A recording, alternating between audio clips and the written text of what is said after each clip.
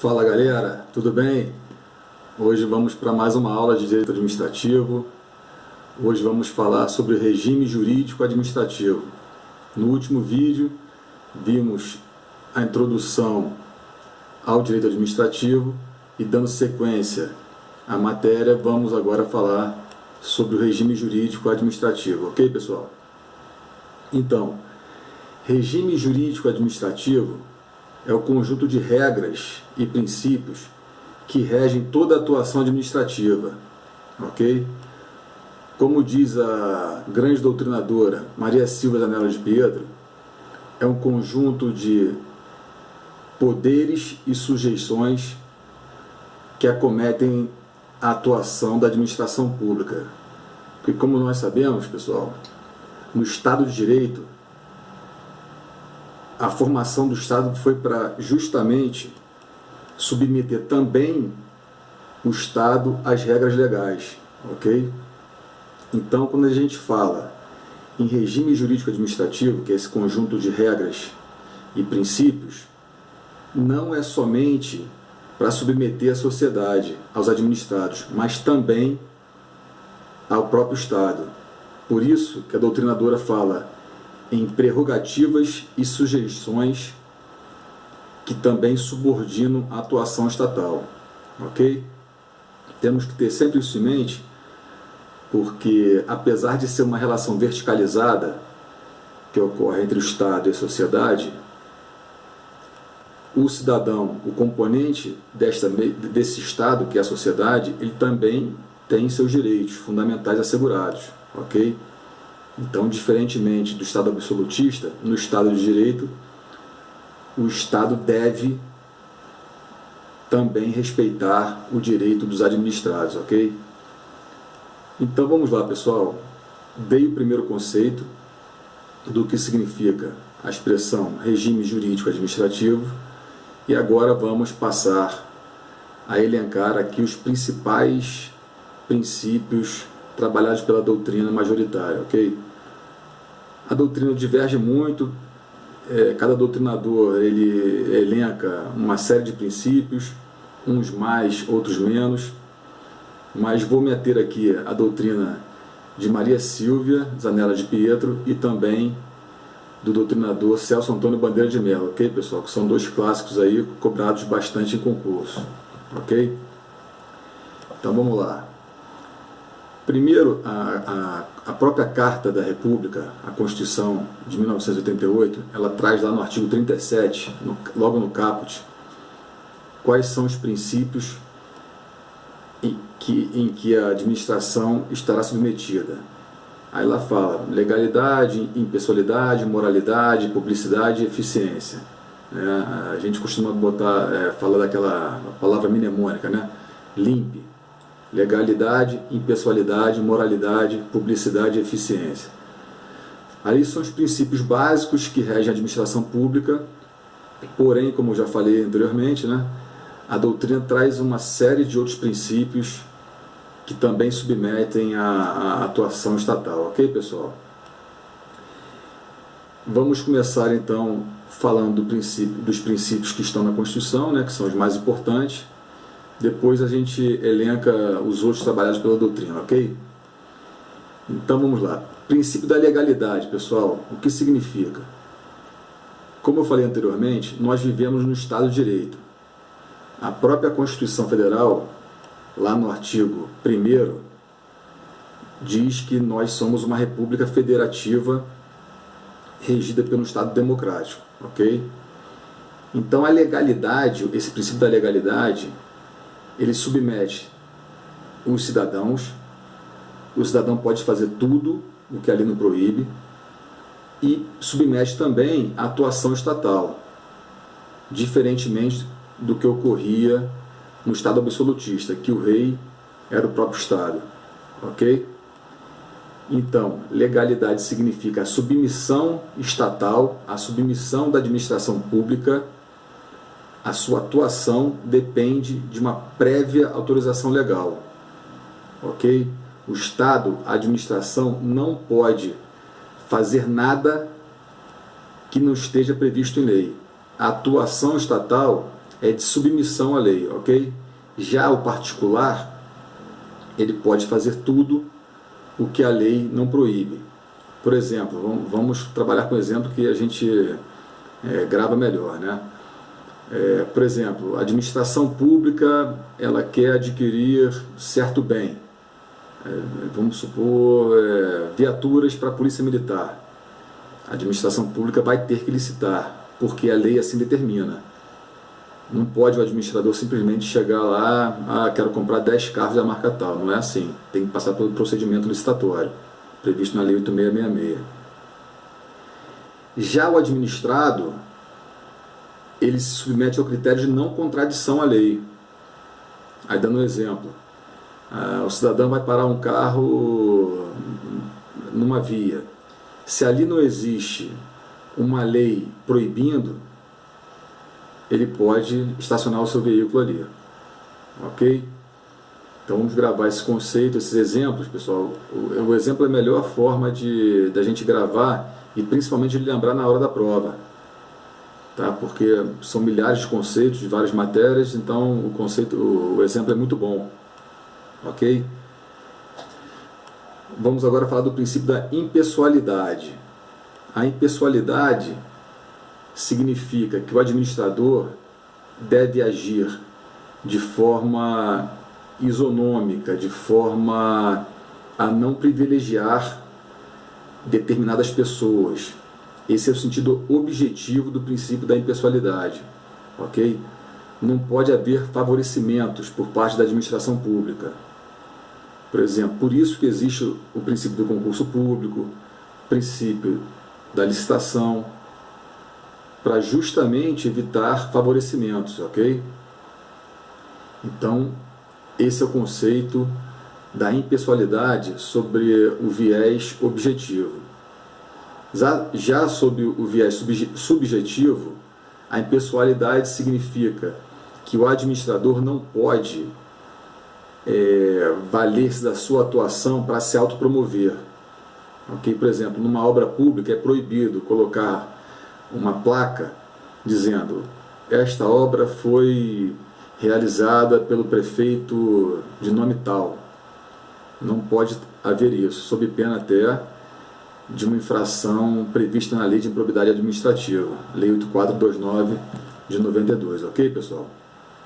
Então, esse princípio é um princípio previsto na Constituição, é um princípio que traz penalidades ao administrador que descumpre, sujeitando a lei de improbidade e várias outras sanções, ok, pessoal?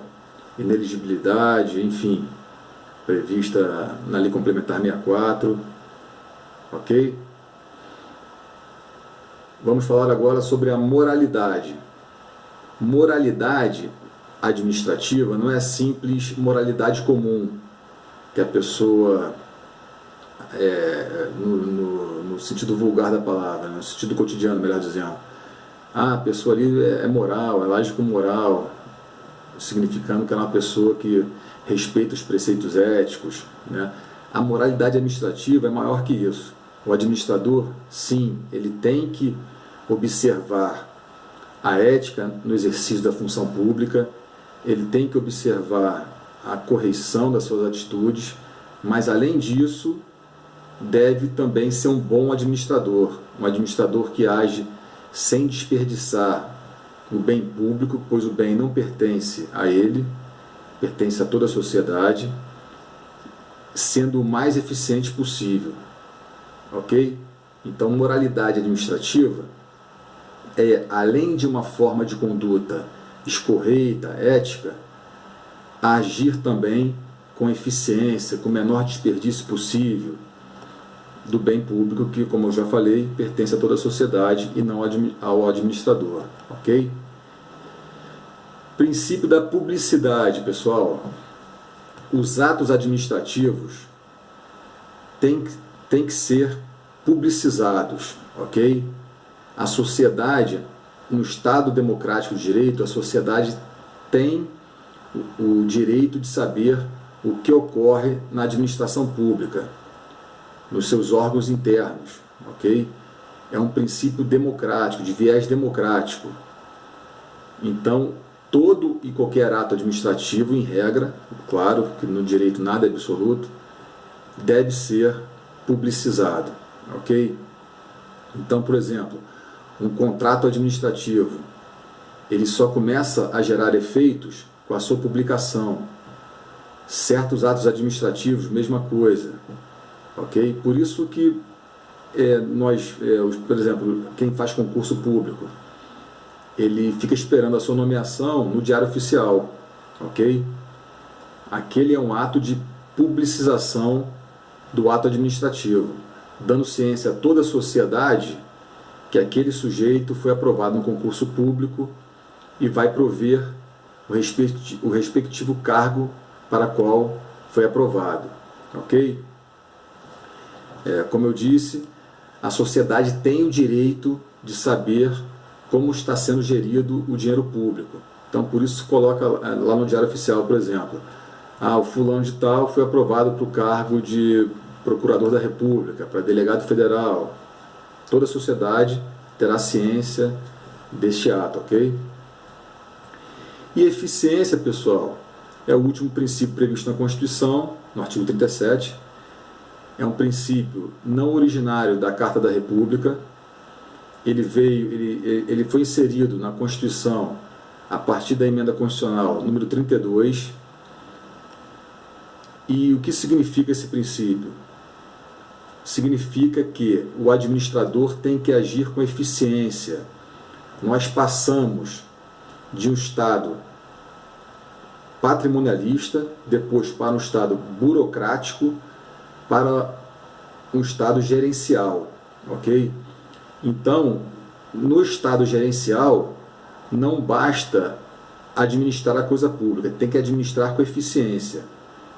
E administrar com eficiência é evitar desperdício, é evitar o inchaço da máquina pública, realizando a prestação do serviço público da maneira mais viável possível, com maior economicidade possível, ok, pessoal? Então, lembrar que não é um princípio originário da Constituição de 88, é um princípio que adveio da emenda constitucional número 19, ok? É o número 32, ok? Isso cai muito em concurso público. Tal princípio é originário da Carta Republicana. Isso é questão batida em concurso. Tá bom, pessoal? Vamos falar agora sobre os princípios trabalhados em regra pela doutrina majoritária. Alguns ficarão de fora, outros serão inseridos, porque, como eu falei, varia muito de doutrina para doutrina, ok? Vamos falar dos princípios que Celso Antônio de Bandeira de Mello trata como as pedras de toque do direito administrativo, ok? São dois. Esse doutrinador fala que todos os outros princípios administrativos advêm desses dois. Quais são? Princípio da supremacia do interesse público e princípio da indisponibilidade do interesse público. O princípio da supremacia do interesse público significa que o interesse particular, o interesse individual, tem que ser submetido ao interesse da maioria, ao interesse da sociedade, ok? Não pode prevalecer o interesse individual em face do interesse social, do interesse público. Vamos dar um exemplo. Um cidadão, um particular, quer construir um trailer, por exemplo, numa praia. Aí a administração municipal rejeita essa pretensão, fala não, aqui não pode, e motiva o ato, falando porque aqui é uma área ambiental, enfim, dá lá os motivos necessários à vedação dessa prática. Neste ato de vedação, a administração está se baseando na supremacia do interesse público, porque todos têm direito à praia. Imagine se todo mundo quisesse colocar ali uma barraca, né? A praia acabaria. Então, a administração, nesse caso, está submetendo o particular à supremacia do interesse público, ok? E o princípio da individualidade, da indisponibilidade do interesse público significa que o administrador não pode abrir mão deste interesse, ok? Por quê? Porque o bem pertence à sociedade, o interesse público pertence à sociedade, então não pode o administrador abrir mão deste interesse. Por exemplo, não vou licitar, não vou realizar um contrato público e sim vou contratar diretamente aquele particular que é meu amigo. Não pode. O administrador não pode abrir mão desse interesse público. Vou chamar para o cargo de delegado federal, imagina o presidente falando, vou chamar para o cargo de delegado federal um amigo de infância. Não, ele não pode abrir mão desse interesse público. Deve realizar o concurso público como previsto na Constituição. Ok? Beleza, pessoal. Vamos falar agora do princípio da legitimidade ou veracidade. O que significa? Os atos administrativos, eles têm a presunção de legitimidade. Ok? O que significa isso? Eles se presumem verdadeiros, se presumem de acordo com a lei. Ok? Então, quando um agente público, um servidor público, pratica um ato administrativo, este se presume de acordo com a legislação, de acordo com a Constituição da República e também com a verdade. Tanto é que o administrado, se quiser contestar esse ato administrativo, ele deve provar que este ato não é verdadeiro, não é legal, não está de acordo com a Constituição, ok? Este atributo do ato administrativo, ele inverte o ônus da prova. Ele tem esse condão de inverter o ônus da prova. Porque no direito, como sabemos, em regra, a parte que alega certo fato deve prová-lo. Por exemplo, se eu falo que a pessoa é corrupta, eu tenho que provar, não é isso? Neste caso, não. Como o ato administrativo tem esse atributo da presunção de legitimidade, inverte-se o ônus da prova e quem deve provar que o ato é ilegal, ilegítimo, é o administrado.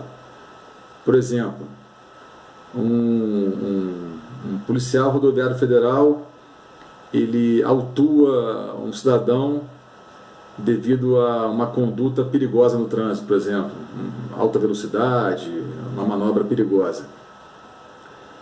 E aí o administrado fala, não, mas eu quero ver, essa lei não existe, tal. Não cabe ali naquele momento esse tipo de discussão, não aceito, não existe essa lei é contra a Constituição. Naquele momento não existe esse argumento do cidadão. O ato será implementado, inclusive porque é um ato imperativo também, né? Tem essa característica, o ato administrativo da imperatividade.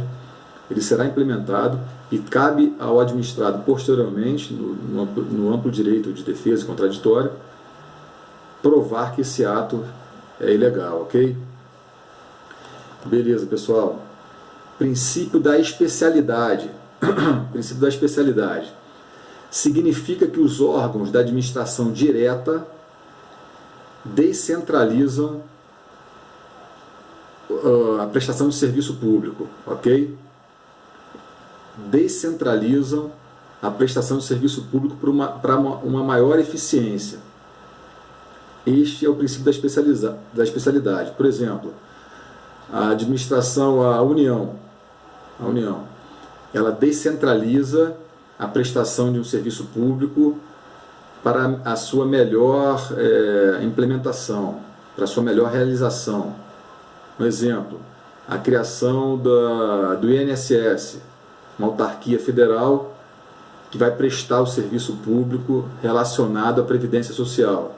Ok? A criação do IBAMA, a criação de qualquer outra autarquia, vamos pensar assim, né? Vamos pensar empresa pública, qualquer ente da administração direta. Por exemplo, a Caixa Econômica Federal, uma empresa pública. a Petrobras, Sociedade de Economia Mista. A União descentraliza esses serviços para uma melhor realização deste serviço, ok? Porque imagina se a União tivesse que prestar um serviço bancário relacionado ao petróleo, à previdência social, não ia dar conta, né? Então ela descentraliza. É chamado o princípio da especialidade. Devemos lembrar, senhores, que na descentralização não há hierarquia, tá? São pessoas jurídicas diferentes, hierarquia só ocorre dentro da mesma pessoa jurídica, ok? Dentro do mesmo órgão. Em pessoas jurídicas diferentes não há hierarquia, há controle, ok? Agora, já que eu falei em controle, vamos falar deste princípio, o princípio do controle. É justamente o que se dá entre a administração direta e a indireta. Quando o ente cria uma sociedade de economia mista, uma empresa pública, uma autarquia, uma fundação, há a chamada descentralização, ok? Mas a relação que há entre o ente da indireta e da indireta não é de hierarquia, e sim de controle, ok? Não há hierarquia entre essas duas pessoas jurídicas. União, neste caso, nesse exemplo que estou dando, e a pessoa jurídica criada, ok? Há simples controle. Ah, mas como é que se dá esse controle? Por exemplo, a União nomeia o diretor, o presidente da UNSS, por exemplo, presidente da Caixa Econômica Federal. Essa é a forma de controle, mas não há hierarquia. Após nomeado, não pode o presidente da República falar, o presidente da Caixa Econômica faz assim, faz assado. Não pode, apesar que tem um controle político, né, que a gente sabe, mas falando pelo viés do direito administrativo, não, ok? Não há essa hierarquia, ok, pessoal? Princípio da autotutela. A autotutela significa o controle exercido pela própria administração pública. Nós sabemos que todos os poderes, executivo, legislativo e judiciário, além das suas funções típicas, quais sejam: legislativo, inovar o ordenamento jurídico; judiciário, aplicar o direito ao caso concreto, exercer a jurisdição; e o poder executivo, que é administrar. Todos esses poderes têm também a sua função atípica, ok, pessoal? Então, o poder executivo também legisla através de medida provisória, o poder legislativo administra, quando licita, quando faz concurso público; o judiciário também administra, quando também faz concurso público, licita, enfim. Todos os poderes exercem função típica e atípica. A autotutela significa que, na função administrativa, independente do poder, na função administrativa, há um autocontrole que o poder exerce sobre ele mesmo. Por exemplo, quando um ato administrativo é emanado por um desses poderes, vamos falar do poder executivo, que é o mais fácil. O poder executivo edita um ato administrativo, mas, passado um tempo, ele observa que aquele ato é inconveniente ou inoportuno. Ele pode revogar esse ato, ok? Outro exemplo: o poder público do executivo estadual edita um ato administrativo, porém, passado algum tempo, observa que esse ato é ilegal. Ele pode e deve, nesse caso, anulá-lo, ok? Súmulas 346 e 473 do Supremo Tribunal Federal. Súmulas antigas, mas que estão em pleno vigor, ok? Este é o princípio da autotutela. É o poder que tem é a prerrogativa que o poder tem de se autocontrolar na função administrativa, ok?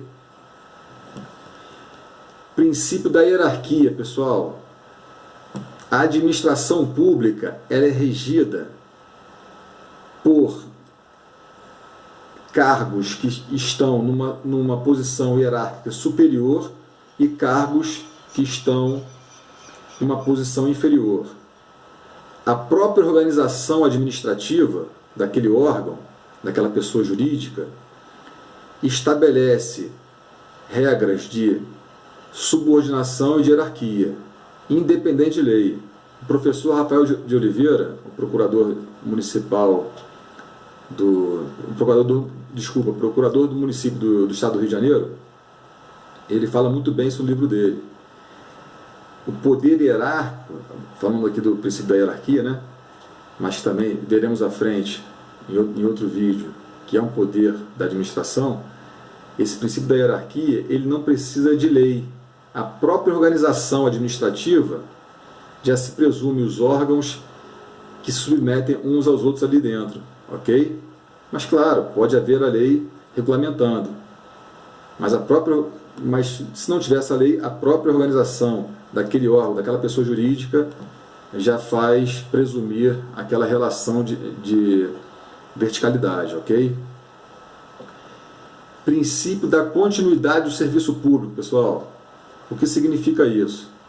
Está previsto no artigo 6º da Lei 8987/95, Lei de Concessão e Permissão de Serviço Público, e significa que os serviços públicos não podem ser interrompidos, ok? Em regra, claro. Lá nessa mesma lei tem algumas exceções. Quais são? Pode haver interrupção por inadimplemento do usuário ou em razão de ordem técnica. Por exemplo de inadimplemento: o cidadão não pagou a sua conta de luz.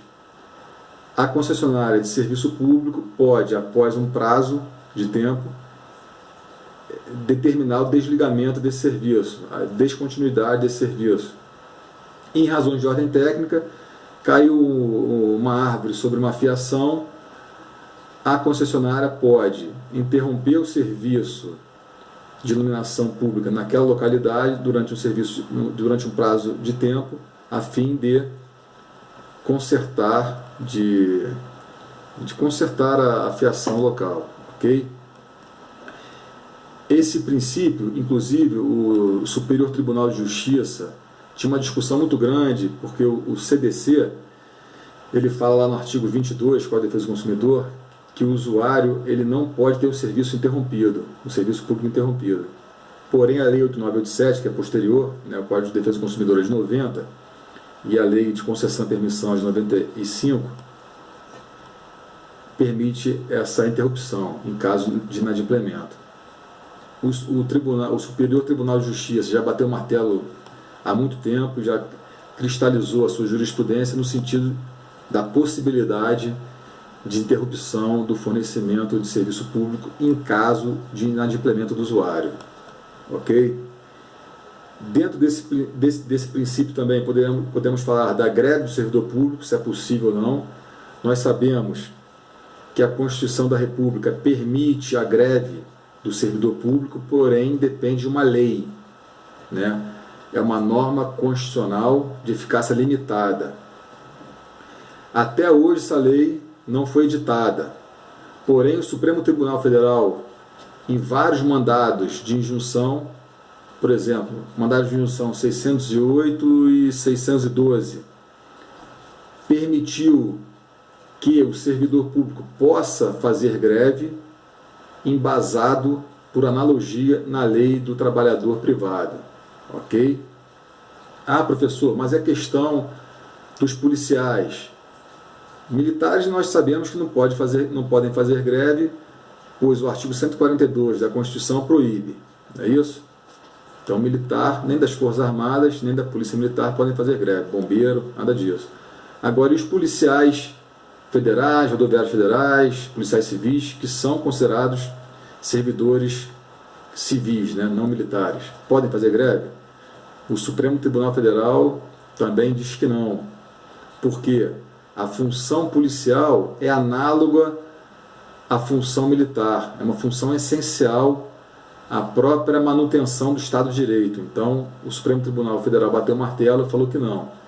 Se essas categorias quiserem realizar greve, ao invés de realizá-la, podem submeter as suas pretensões a uma conciliação judicial, ok? Intermediada, lógico, pelo Poder Judiciário. mas greve não. Ok, pessoal? Vamos para o próximo princípio, então. Princípio da publicidade, já falei. Da moralidade, falei um princípio da motivação, pessoal. Motivação significa explicar as razões da edição do ato administrativo. Ok? Vamos reformular, melhor falando. Motivação significa a explicação do porquê o ato administrativo foi editado. Ok? Aí a pergunta que se faz: é obrigatória a motivação? Não é obrigatória? Nós temos 4 correntes. Ok? A primeira corrente diz que não é obrigatória, minoritária, diz que não é obrigatória a motivação. Uma segunda corrente fala que só é obrigatória a motivação nos atos vinculados. Uma terceira corrente fala que somente é obrigatória a motivação nos atos discricionários. E uma quarta corrente diz que é sempre obrigatória a motivação. Esta última é que prepondera, porque o artigo 93, inciso 9 da Constituição Federal, diz que o Poder Judiciário deve motivar todos os seus atos. Então, se o Poder Judiciário, na sua função atípica, deve fundamentar os atos administrativos que dali emanam, imagina o Poder Executivo, que na sua função típica é editar atos administrativos, com muito mais razão deve explicitá-los, motivá-los, ou seja, explicar as razões da edição desse ato. Ok?